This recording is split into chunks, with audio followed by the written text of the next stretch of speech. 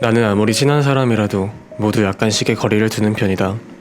아니, 친할수록 그러다고 볼 수 있겠다.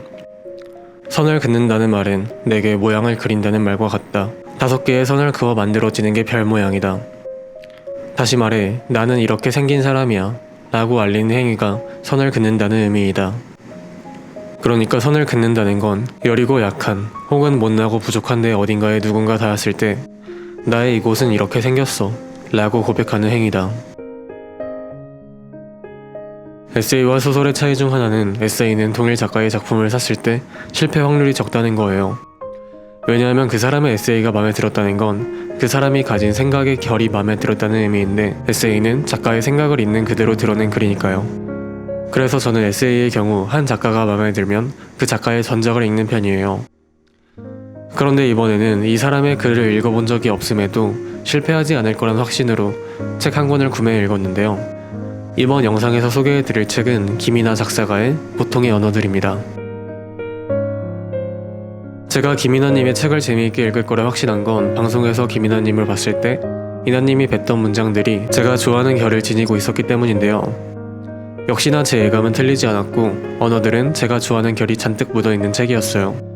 누군가를 좋아하는데 단계가 있다면 그 사람의 생각이 좋아 그 사람을 좋아하는 게 다른 이유로 누군가를 좋아하게 되는 것보다 조금 더 높은 단계에 있다고 저는 생각해요. 그래서 저는 제가 좋아할 수 있는 생각을 접하고 그 생각을 가진 사람을 좋아하게 되는 과정이 더욱 특별하게 다가오는 것 같아요. 그리고 저는 언어들을 읽고 이나님의 팬이 됐어요. 세심한 사람의 글에는 알게 모르게 균형감이 묻어있어요. 어떠한 주장을 펼치다가도 그래도 너무 이쪽으로 치우치기보단 이러한 방식으로 균형을 유지하는 게 좋다는 식으로 마무리 짓곤 하죠. 이러한 전개 방식이 반드시 장점만 갖는 건 아니지만 균형을 유지하기 위한 흔적이 묻은 글을 개인적으로 저는 좋아해요.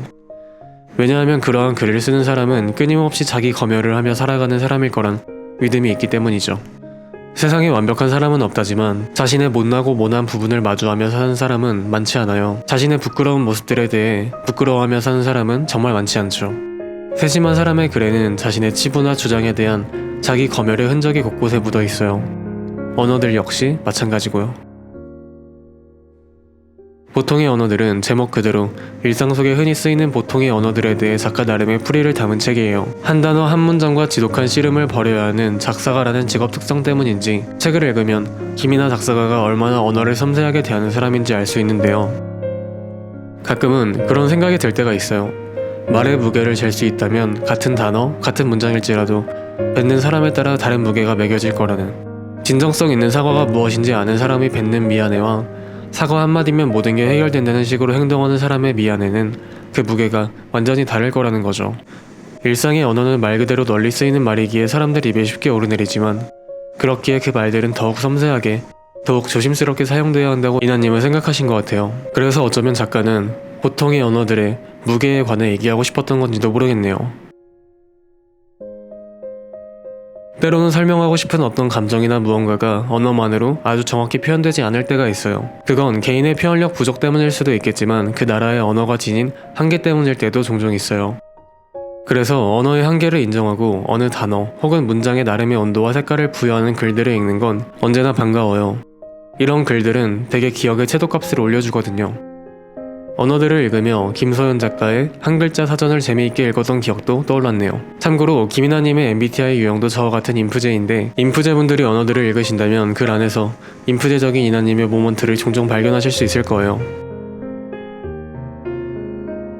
일상의 소중함을 아는 자만이 이상을 품었을 때 더 나은 세상을 만들 수 있다고 저는 믿어요. 내 일상의 가치를 깨우친 자만이 남의 일상도 소중히 여기고 지켜줄 수 있다고 저는 생각해요. 그래서인지 간절함, 노력 따위만을 강조하는 책은 속빈 강정 같아 별에 힘이 빠지고 어쩐지 손이 가지 않아요. 그보다는 보통의 언어들 같은 일상 속 무언가를 노래하는 책들이 저에게는 하루를 조금 더 힘차게 살아가도록 도와줄 때가 많았던 것 같아요. 아까 말했듯 이런 책들은 대개 우리의 인생의 채도값을 올려주고 무채색이라 여겼던 내 인생이 생각보다 다채로웠음을 발견할 때 우리는 그래도 인생을 살아볼 만한 것이라며 조용히 한 발을 내딛곤 하니까요. 우리가 일상 속에서 사용하는 보통의 언어들에 대해 김이나 작사가가 부여한 온도와 색깔이 궁금하다면 보통의 언어들을 한번 읽어보시기를 추천드릴게요. 이번 영상은 여기까지예요. 그럼 저는 다음 영상에서 찾아뵙도록 할게요. 안녕.